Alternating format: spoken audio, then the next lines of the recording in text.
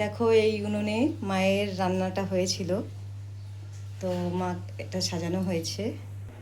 দেখো ভাজা কত রকম হয়েছে, কাঁকরোল ভাজা, এটা কচু, ডাল চচ্চড়ি, এটা বাঁধাকপি চচ্চড়ি, এটা ছাঁচি কুমড়ো চচ্চড়ি, এটা আলু ভাজা হয়েছে, আর এটাও ডাল চচ্চড়ি, এটা ঢেঁড়স ভাজা, বরবটি ভাজা, পটল ভাজা, নিচেও আছে আরও। আর এই যে মায়ের ভাতটা রান্না হয়েছে, পায়েস আর ভাত। এটা হচ্ছে কাতলা মাছ ভাজা, এটা কাতলা মাছের পেটি সব আলাদা করে রাখা হয়েছে।